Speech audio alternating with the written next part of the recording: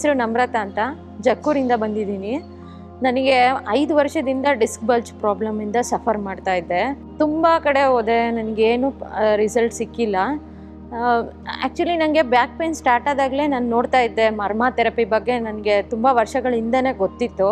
Actually ಕರ್ನಾಟಕದಲ್ಲಿ ಈ treatment ಎಲ್ಲೂ ಅವೈಲಬಲ್ ಇಲ್ಲ ಅಂತ ನನಗೆ ಗೊತ್ತಿರೋ ಪ್ರಕಾರ. ತಮಿಳ್ನಾಡು ಮತ್ತು ಕೇರಳದಲ್ಲಿ ಮಾತ್ರ ಸಿಗುತ್ತೆ ಅಂತ ಹೇಳ್ತಾಯಿದ್ರು. ಬಟ್ ಅಷ್ಟು ದೂರ ನಾನು ಹೋಗಿ ತಗೊಳ್ಳೋ ಅಷ್ಟು ನನಗೆ ಸಾಧ್ಯ ಆಗಿಲ್ಲ. ನಾನು ಹೋಗಿ ನನ್ನ ಬಾಸ್ ಹತ್ರ ಡಿಸ್ಕಸ್ ಮಾಡಿದೆ. ನನ್ನ ಬಾಸ್ ಬಂದ್ಬಿಟ್ಟು ಟ್ರಯೋಕ್ಯೂರ್ ಹಾಸ್ಪಿಟಲ್ ಬಗ್ಗೆ ಹೇಳಿದ್ರು.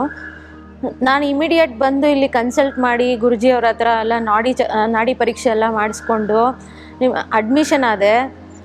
ನನಗೆ ಇವಾಗ ನಾನು ಡಿಸ್ಕ್ ಬಲ್ಜ್ ಪ್ರಾಬ್ಲಮ್ ಅಂತ ನನಗೆ ಗೊತ್ತೇ ಇಲ್ಲ.